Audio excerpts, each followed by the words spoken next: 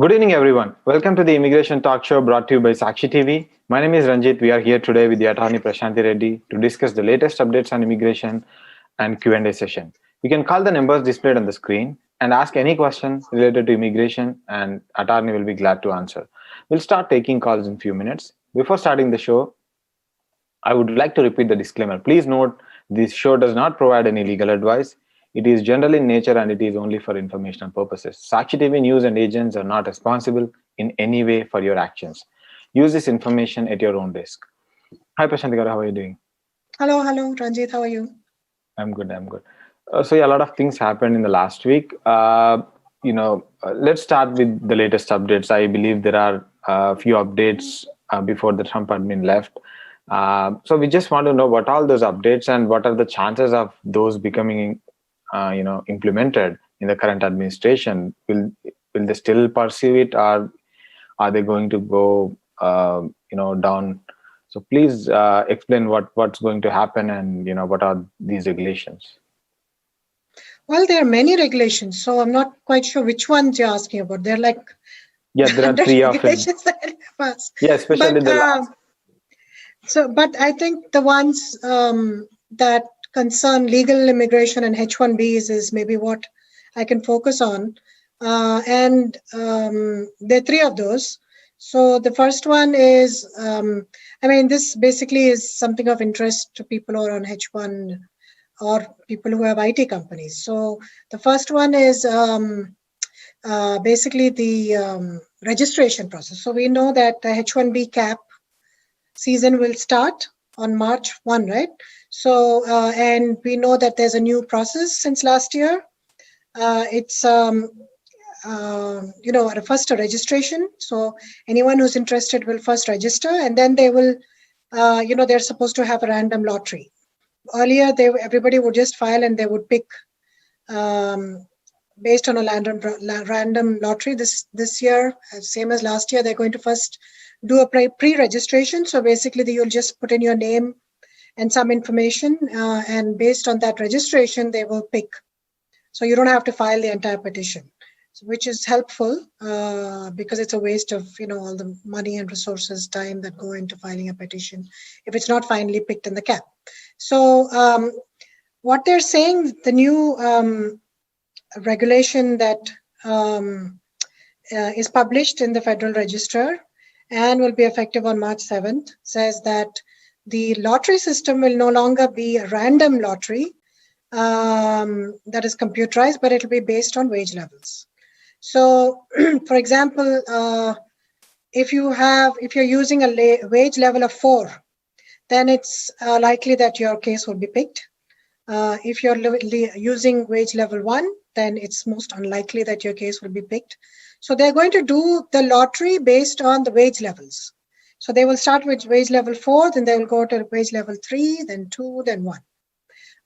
One interesting point about this is that, for example, in Kentucky, maybe wage level 4 is equivalent to wage level 1 in California or in some other big state. So there's no parity even there. So they will just blindly go based on the wage levels. They're not actually looking at the numbers in the salary. They're just going based on wage levels. So the disparity is not just geography here, because obviously then only people from Kentucky will get their H1s picked in the lottery and not people from New York or San Francisco or some other big city.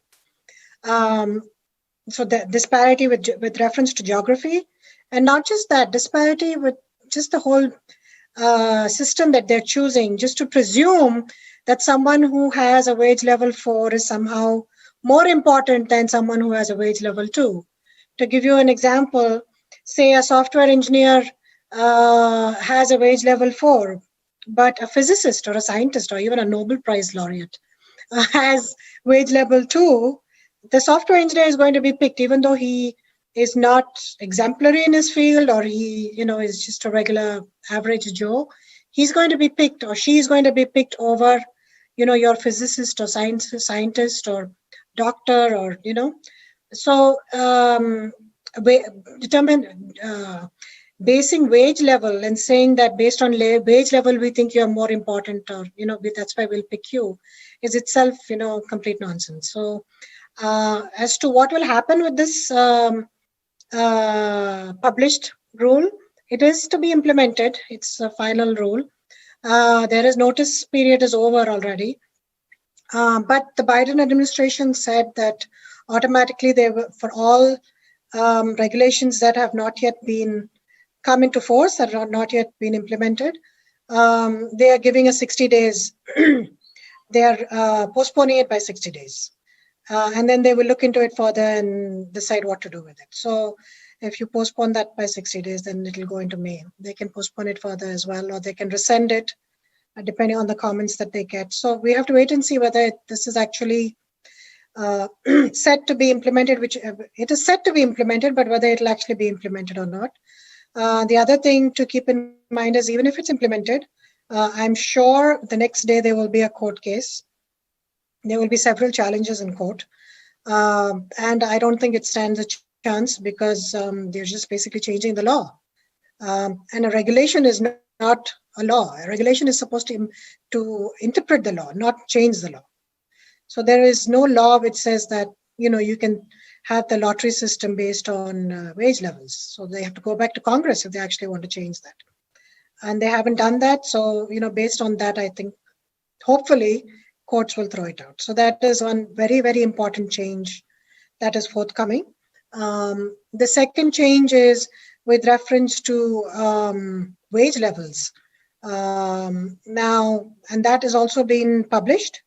And there is a date that's going to be implemented. That's in March. So the wage levels also is a little scary because they've brought back, everything is back to status quo. If you remember in October, they did an interim final regulation and the wage levels actually changed and level 1 became, equivalent to level 3. So it's the same thing again, back to square one. They were able to, the courts threw out that interim final regulation based on procedure. So they said that they didn't follow the actual comments and publication period. And based on that, the courts invalidated that law, that regulation. But now they have published it again and they're doing it procedurally correct.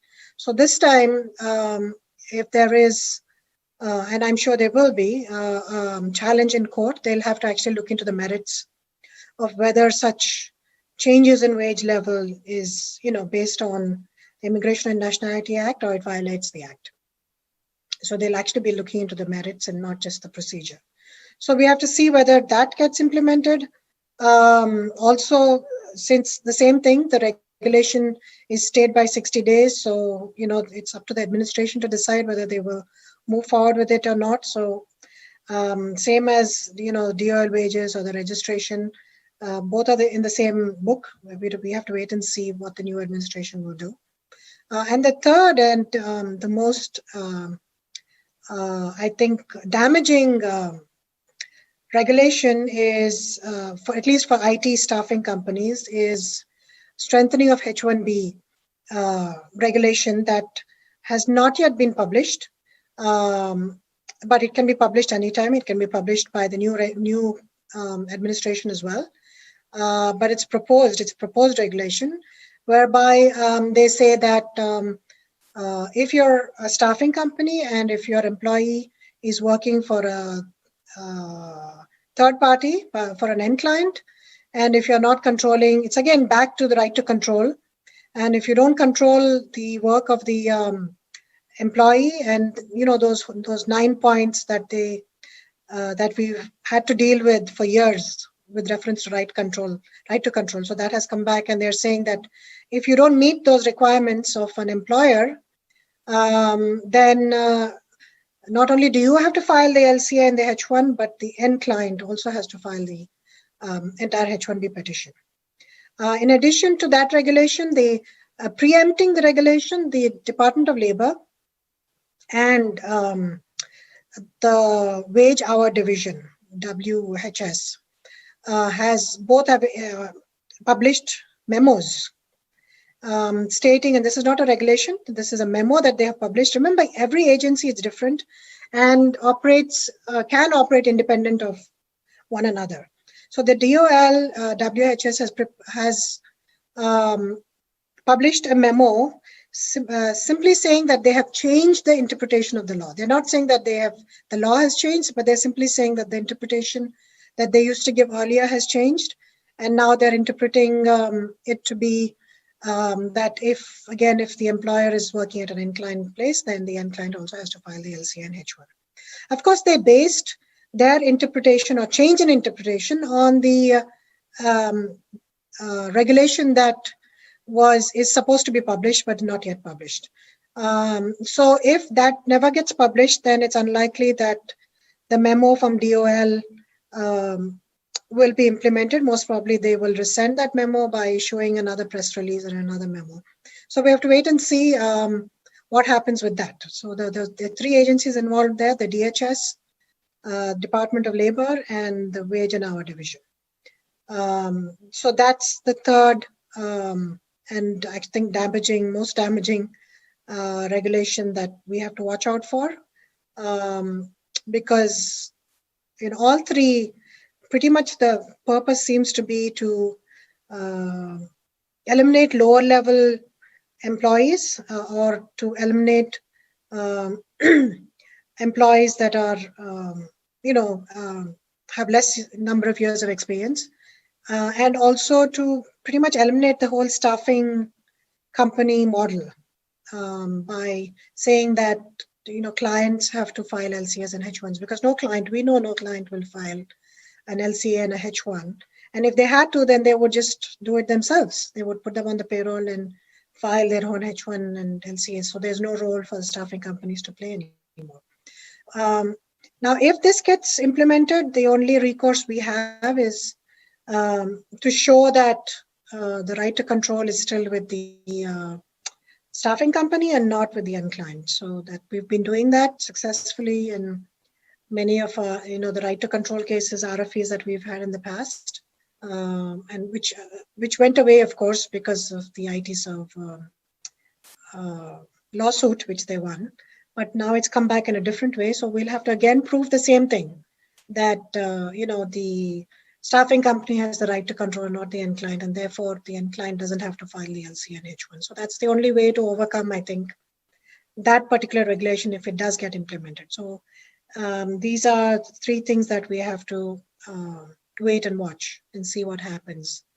The Biden administration, they're expected obviously to be more lenient, but they have a lot on their plate, and we don't exactly know where they stand with reference to high-skilled workers and H1s. So let's wait and see what happens. I'm hoping that if the Biden administration continues with trying to implement these regulations, then the courts are our only recourse, and I hope the courts will then overturn them.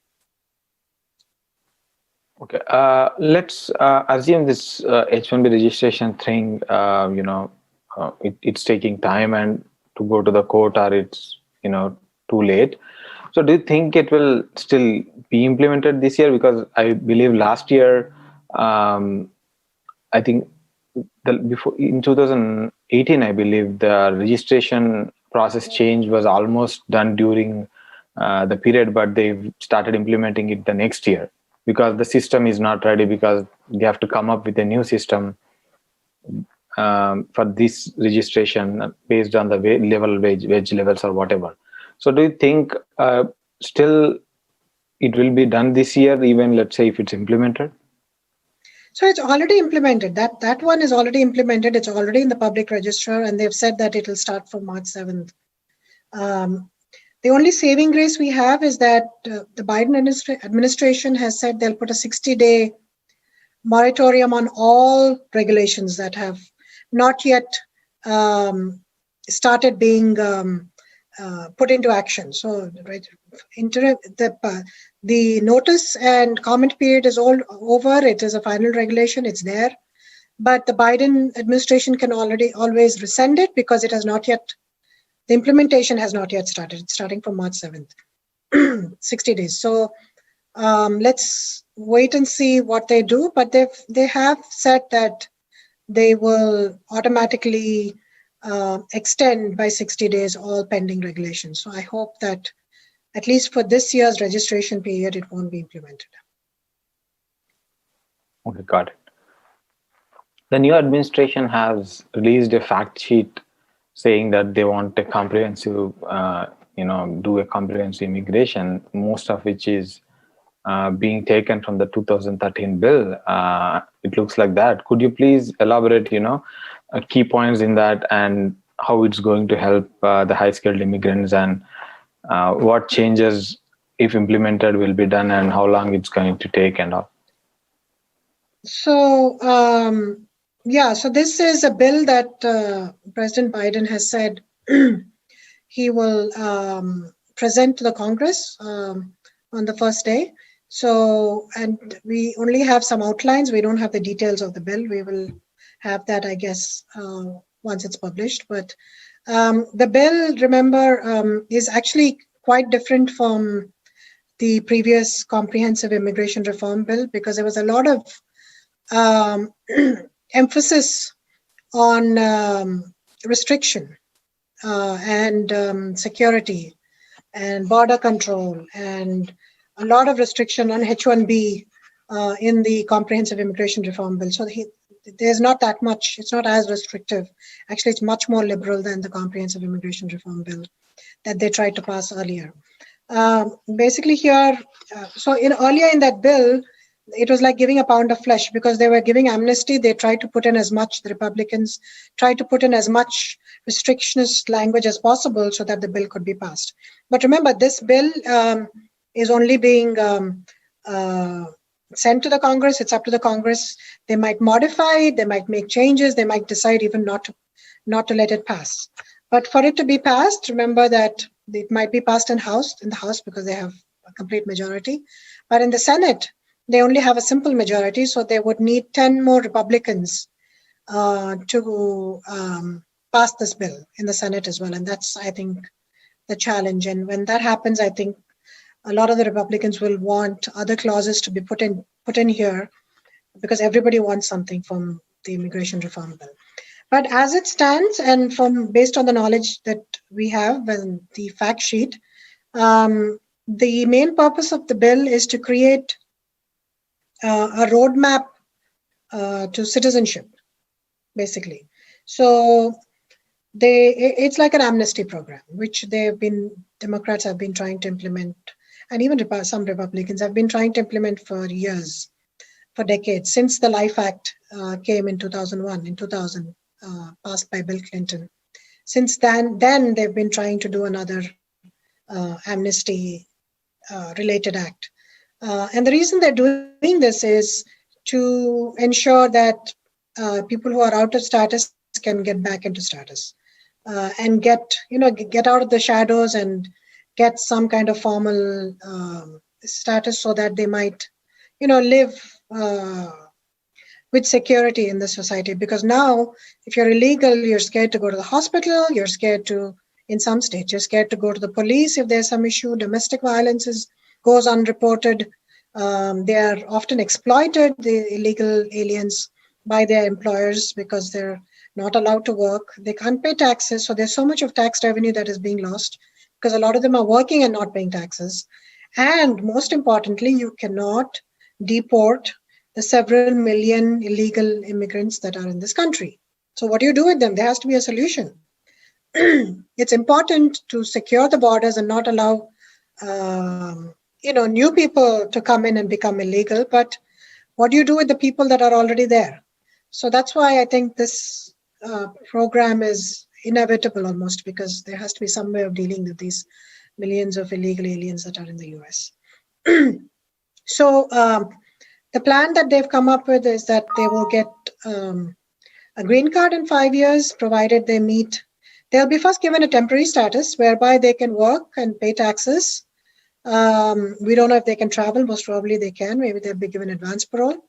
And in those 5 years, if they pay taxes, they have a job, they don't have a criminal record, and they go through all these security checks and background checks, they will be able to get a green card after 5 years.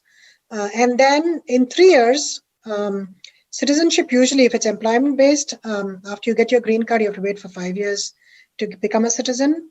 unless it's you get your green card through family, through, for example, marriage based, then you get it in 3 years. So here he's cutting short the period for citizenship. He's making it 3 years.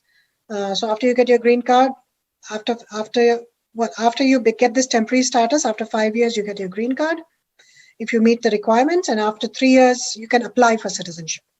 So that's the most important element, I think, of this bill. Of course, he's providing a way for dreamers, people with TPS, immigrant farm workers to be immediately eligible for a green card.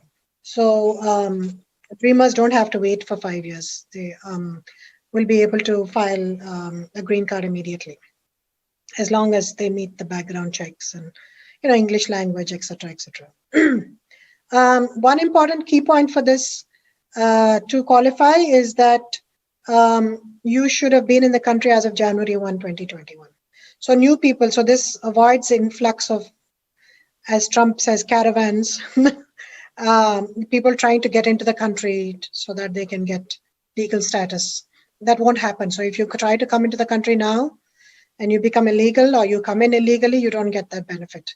You only get it if you were already in the country as of January 1, 2021. There are some exceptions for family unity if people were in the country on or after January 20th, 2017, and they were here for at least 3 years, and then they were deported and they have immediate family in the US, then I think they're carved out exceptions for those people. So even if they are not in the country, they can still get take the benefit of this amnesty.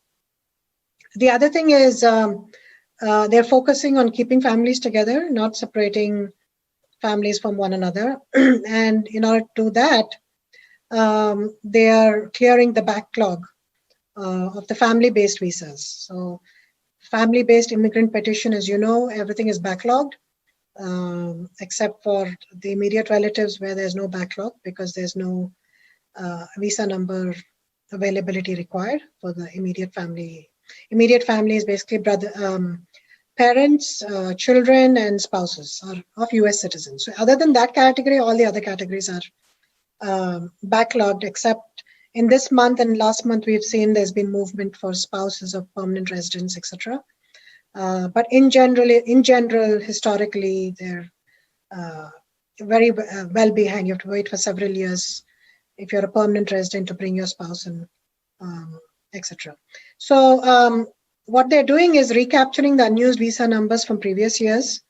That's part of the bill, and that automatically eliminates the waiting time because they should be able to clear most of the backlog with that if they're able to do that. They're also increasing the per country visa cap, so they're increasing the number of visas. That's a proposal, and this is a better way of doing it rather than some criticize the previous way that the bill, there was a previous bill, right? High skilled workers bill. And the criticism was that they should actually increase the visa immigrant numbers instead of removing country caps. So that's what they're trying to do here.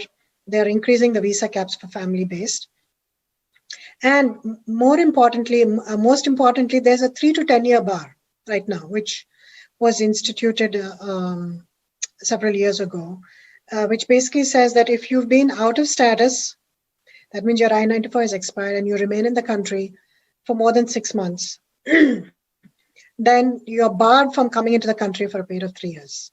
And if you are out of status for more than a year or 6 months to more than a year, then there's a 10-year bar against you. So they are removing that, and that has been a contentious law, right? Since its implementation. So, I'm not surprised that they're seeking to eliminate that 3 to 10 year bar period because it has kept families apart. That's the main reason why families have been kept apart, this 3 to 10 year bar. So unless they qualify for a waiver, they can, 10 years is a long time to be separated from your family. Also, they've included additional families, partnerships that can be that can file for green cards, LGBTQ, etc. And also they've implemented some new protections for orphans, widows, children, and Filipino veterans who fought in World War II. Also, the bill allows immigrants with approved family sponsorship petitions to join families in the United States on a temporary basis. This is important, while their green cards become available. So what they're saying is, if you have to wait because there are backlogs with your visa numbers and that has not been taken care of even after adding the visa numbers or recapturing unused visas, and you can come in on a temporary basis while you're waiting for your visa number to become available. This is great, actually.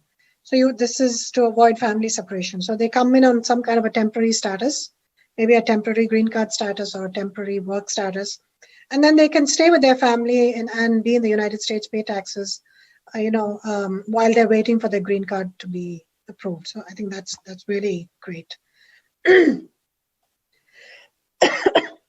The other one is, excuse me. The certain things that they've implemented to grow our economy. This is basically legal immigration. The bill clears employment-based visa backlogs. Same, I was talking about family visa backlogs. This is now employment-based visa backlogs. And they're saying that you can recapture, again, the unused visa numbers, and this way reduce the wait times and eliminates per country visa caps. That would be great if that passes. So it's much more comprehensive than the previous bill that they tried to pass, because they're talking about eliminating the per country visa caps and increasing the visas and recapturing unused visa numbers. So I think then this way no one will, earlier there was concern that if one country benefits, then another country will be backlogged. I think now they shouldn't have that concern because most countries will become current. And also it makes it easier for the graduates who've done their master's degree here, especially if it's in a STEM field, to stay in the United States, and also eliminates unnecessary hurdles for employment-based green cards. So just makes it easier overall.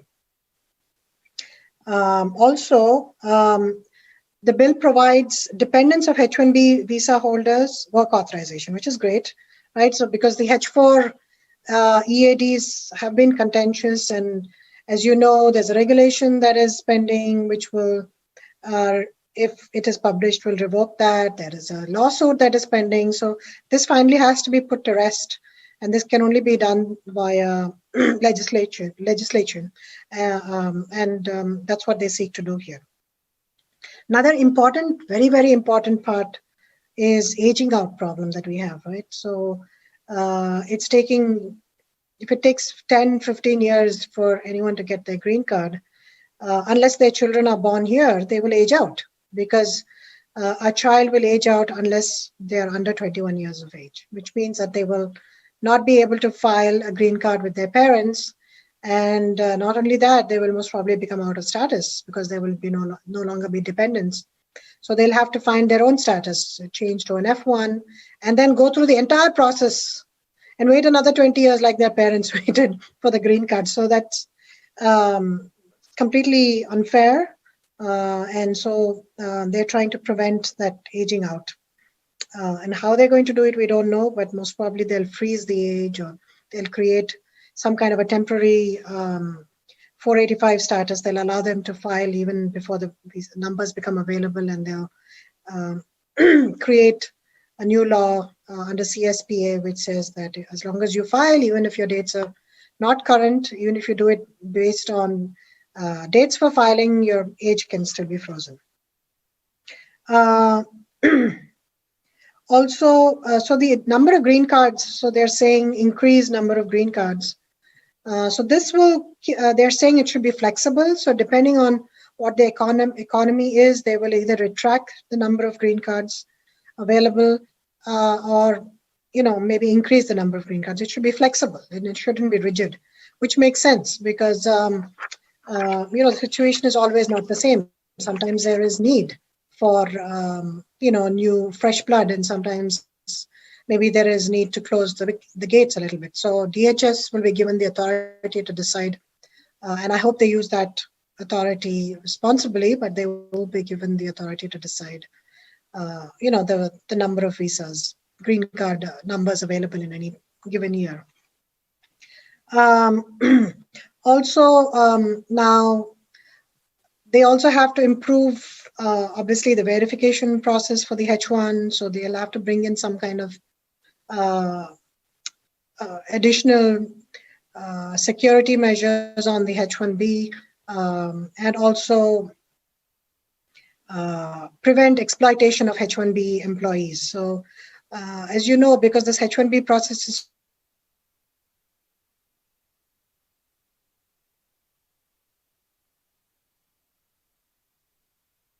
really report their employers, even though they're not getting paid, because they are out of status and they're worried that DOL will take some action or USCIS will take action against them. So that is worrisome for them. So they're saying that such people will be given additional, they will be allowed to file for a U visa. So a U visa is a way of getting a green card. If you file against a criminal complaint against somebody, then, and if you are willing to act as a witness in the case, that's a U visa. You get an automatic status, which is a U visa status. It's a non-immigrant status, but it gives you status. So they're going to extend. Usually these U visa status is given for domestic abuse, domestic violence cases, but they're going to extend that to perhaps, H1B holders who have, lost their. Yeah, we were talking about, the U visa thing. Okay, so what I was saying is that if they're trying to prevent exploitation of H1B workers, so presently if you complain to DOL, but you're out of status yourself because you're not getting paid, though it's no fault of your own, DOL or USCIS can take action against you. So they're trying to prevent that by creating a new, by giving the U visa benefit to the H1B holders if they complain against their employer in a criminal case.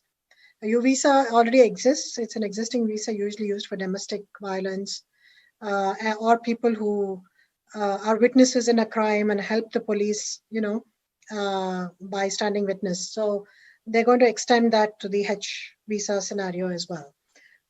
So in addition to that, previously in the Comprehensive Immigration Reform Bill, there was a lot of border control, border security, a lot of money that was promised to building the wall, increasing the number of officers, and improving security that way. But Democrats have always been against building a wall, and they thought that it was wasteful to do so. Instead, what they're proposing in this bill is to improve security through technology by funding improved technology so that people crossing the border can be checked, vehicles crossing the border can be checked. And that way, rather than including, and also, drug trade can be prevented. So they're trying to strategize it better rather than just building a wall or a fence, trying to do this through technology, so that they've allocated some amount of money to do that and improve, the border. Also, there's been a lot of abuse in the past, and a lot of people who live by the border communities have always complained about this. And what is happening is the ICE or, other people in charge of border security have exploited people who have, who are crossing illegally, who are close to the borders by unnecessarily, even when they are in status, harassing them if they come too close to the border, or arresting them, or in cases where people have illegally entered, instead of following the law, there's been violence committed against them. There's been rape. There's been a lot of issues with border patrol. Sometimes they've been shot when they didn't need to be. So this bill directs the government to basically look into that practice and to prevent, that this kind of this from happening. So the other thing is, of course, crackdown on criminal organizations. So we're talking about the smugglers. So they are putting in some effort and money into cracking down on illegal immigration, especially what they're trying to do, rather than target the people who are being smuggled, target the smugglers, the gangs that are often take thousands of dollars from these poor people, and they put them in a very dangerous situation. There have been instances where they've put them without food, water, and even air in closed containers or in a closed van, and they have found that people have died because of that. So they transport them, in an unsafe kind of way. So they're trying to prevent those smugglers from operating in the US. Also, the way to stop illegal immigration or people seeking asylum and seeking refugee status, mainly this is from South America, right? From the South American countries, from El Salvador, Guatemala, Honduras. So they want to try and look at the root of the problem as to why they're, in fact, embarking on these dangerous journeys from their country on foot, by foot most of the time, to the US border, and with children and infants, and trying to establish, number one, put in money into those countries so that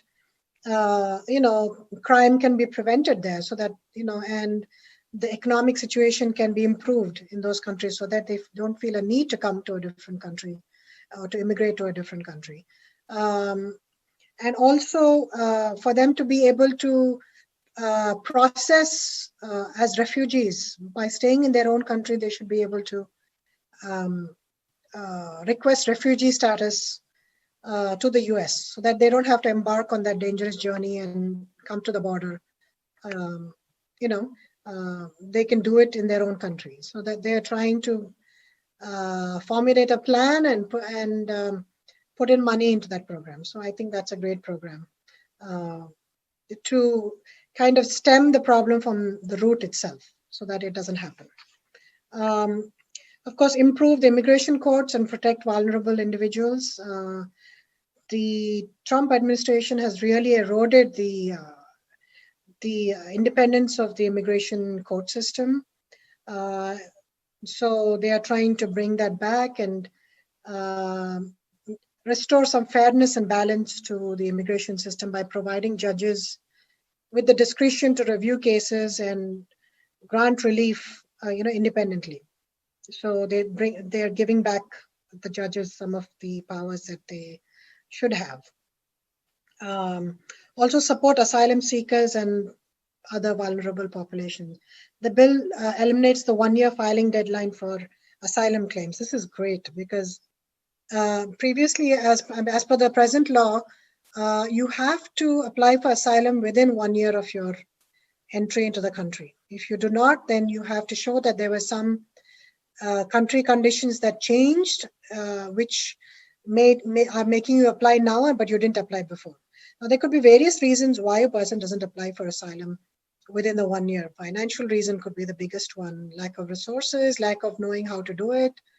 And if you're traumatized, you're coming from a country and you've been politically persecuted, then it takes you time to get back onto your feet and to be able to file an asylum application. So I'm glad that they're proposing to remove that 1 year deadline for filing asylum. And we talked earlier about the U visa, so providing some increased protection to the U visa, to VAWA. VAWA is basically Violence Against Women's Act, and raising the cap. The U visa is only 10,000 numbers allowed. They want to raise it to 30,000. So these are some of the elements in the bill. We don't know what will actually be passed and what additional elements will be added or modified. So we have to wait and see. But it's definitely exciting that something is being proposed, but it's too soon to expect anything. And I think it's best not to get our hopes up too soon, because this has happened in the past and the bills have never been passed. But I think this now is the time that it's most likely to happen, because there's a majority in the House, and we have at least a simple majority in the Senate, and we need only 10 Republicans, and I'm hoping those 10 Republicans can be convinced to pass the bill. So I think it's the best time for any comprehensive immigration reform bill to be passed. Yeah, it's high time. So yeah, there are what about the presidential proclamations that were already in place during the last administration? Is there a chance or any hope that the current administration going to rescind them? And a lot of people are stuck out of country, especially high skilled as well as the family based ones planning to come. So do you think any relief to them down the line? So those presidential proclamations have been extended, as you know, till March 2021, March 31st, 2021. The 10014, which was that family-based presidential proclamation, and 10052, which suspended the entry of non-immigrants into the country, both have been extended until March 31, 2020, which means that they'll automatically be ineffective unless the present administration extends them beyond March 31st. And I doubt that they will be extended. I don't see any. So the good thing is that the Biden administration has to actually take an affirmative action and extend it. If they don't do anything, then they will not be extended. So it's more likely than not that they will not do anything rather than extend it. But one thing to know is that 2 executive orders are passed today, or likely to be passed. One is they have removed the ban on travel ban on Muslim countries, and also they have also the DACA thing also, in the form of an executive order. They said DACA. They will reinstate DACA. But they also have said in a press release that they will not repeal the travel ban that's based on COVID. So CDC has placed some travel bans on the northern and southern boundary, and also some countries, European countries. So they have said they will not repeal the travel ban based on the CDC guidelines, because that makes sense. That's not politically motivated. It's based on the health and wellness of people in the United States. So that they will not repeal, but they have most probably already have repealed the Muslim ban, or will do that with immediate effect. And as I said, the other 2 bans with reference to the non-immigrant and the family-based immigration will automatically become ineffective as of March 31st. So I'm hoping that it will not affect this cap season. That's my hope. Yeah, hopefully. Yeah, and the other thing is, I believe starting January 26th, anyone coming into the US must go to the COVID test. That's another way. Probably they want to, make sure everyone is safe. Which is high time, right, Ranjit? They should have done that a long time ago. Other countries are doing it. Yes, I believe if you have to go to India, for example, from US, you have to take a COVID test within last, I believe, 2 or 3 days. Right, India, Pakistan, most of South Asian countries, they're all doing I think they just started doing that. So yeah, other important topic that's a need of the hour is the comprehensive immigration. So instead of increasing the number of green cards, which is mostly opposed by Republicans, the current administration tactically wants to reuse or recapture the unused green cards, which are, I believe, about 220,000 of them. So how do you think this is going to work out for the current people in backlog, as well as how not counting derivatives, I believe, will significantly almost double the green cards. So how do you think this will help, and what are the chances of getting them passed with in the given circumstances? What do you think is going to happen? So for the family based, I think they have said that they will actually increase the number of green cards per country. Employment based, it's not clear, but that's more controversial, as you said. But even if they use the unused visa numbers, and if they use only one number per family, it could even quadruple the number of green cards, because if you're a family of 4, then 4 people are using 4 different visa numbers. And it's likely that even, main thing is India and China, right? And mostly India, EB2 and EB3 is what we're worried about. So there's a likelihood of it becoming current, hopefully, or very close to current, if that happens. And with reference to whether the bill will pass or not, that is really time will tell. I don't think it's going to pass in its present form, that's for sure, because a lot of Republicans that supported the comprehensive immigration reform are not in office anymore. That's one problem. And the other is this bill is much more liberal and more democratic oriented than the previous comprehensive immigration reform bill. So there's not enough restrictions in here, and I think the Republicans will want to see some more restrictions before they actually agree to pass the bill. But the good thing is we need 10. That's the golden number, the magic number. And I'm hoping that they will be able to find 10 Republicans in the Senate who will agree to pass it, or maybe they will pass it on certain conditions. So it's likely that you will see the same thing that happens always, that the House will pass a certain version, the Senate will pass a certain version, and then they will have to reconcile it. But since it's being done early on in the Biden administration, this is great. He's not waiting for his first term or first year or second year to do it, like Obama did. So we have a lot of time to work on it before it expires, and before the Democrats lose majority, they have time to actually work on it. So this is a good thing, I think.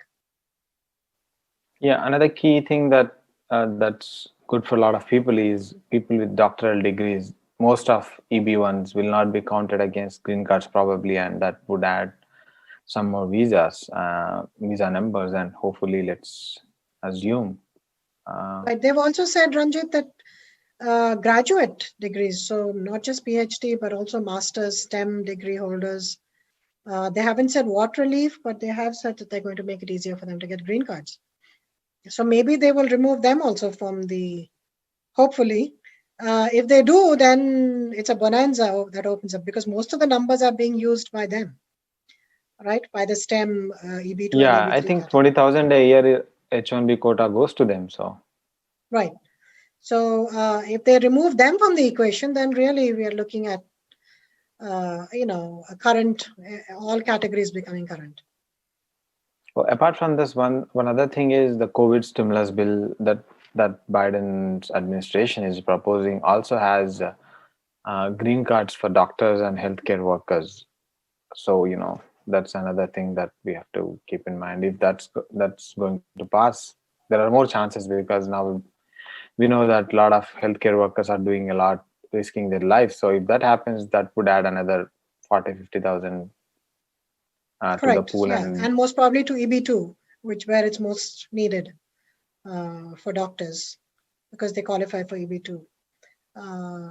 So that will definitely add, because that will be removed from the pool. Yes, you're right. Yeah. Okay. Going back to one question that has been asked a lot of times, I would like the viewers to know about it. So a lot of people now have few people already got their EADs and advance paroles on the 485 adjustment of status. Now people are wondering, what happens if they leave the country and enter on advance parole? Will they have their H1B intact? Do they have to do something? What happens to their dependents? So can you please explain what happens exactly when someone enters the US on the advance parole? Will they still have their H1B like that? Or their H1B is gone and dependents will not be able to use the H4 or H4 EAD? So if they travel on advance parole and if they're on a H1, they are able to come back to the US and continue to be on a H1. That's an exception that they have from the general rule. So if you're on a H1 and you are not using your H1B visa to come back in, but you're using advance parole, it's fine. You can still continue to work on a H1 and use your H1 and your same thing with the dependents, the H4s, and they will then continue to use their H4 visa. They can continue to use their H4 EADs. Advance parole will just be used as a way to travel back into the country, but doesn't actually change your status upon arrival. It continues to be, 485 pending and H1. But as opposed to that, if you use your EAD to work, then your H1 is out the window. You have changed to an EAD status, which is you're just on adjustment of status. That's your only status pending 485. You have lost your H1 status, and same thing with H4. If they use their EADs based on that they got from the 485 and not their EADs based on the H4, then they're no longer in H4 status. So there's a distinction between what you're using. If you're just using advance parole, then that's fine. It doesn't affect your underlying status. But if you're using EAD, then it does. Got it. So I would again like to repeat the disclaimer here. Please note this show does not provide any legal advice and it is general in nature. It is only for informational purposes. Sakshi TV news or agents are not responsible in any way for your actions. And again, if you want to reach to Attorney Prashanthi Garu for a private consultation, please reach her at 212-354-1010 or prashanthi@reddyesq.com. So Prashanthi Garu, one more question we have got offline for a lot of people is, traveling while the adjustment of status is pending. So what are the implications people have to keep in mind, especially when they have to travel for emergency and still their adjustment of status is pending and no EAD or no advance parole yet, or sometimes not, they might have even not got receipts because, the receipts are so backlogged. People are still waiting who have filed, I believe, in the October mid or later. So depending on what basis you're filing your 485, if your basis is family based, then forget it. You cannot travel unless you have an advance parole approval and you use that advance parole to travel. If you travel without advance parole, then you have lost. Your 485 is gone. It gets denied. But if you are filing the 485 based on employment, which is, I guess, what you're asking, then you can travel as long as you have status, independent of the 485, as long as you have a visa, which will allow you to come back into the country, you can travel.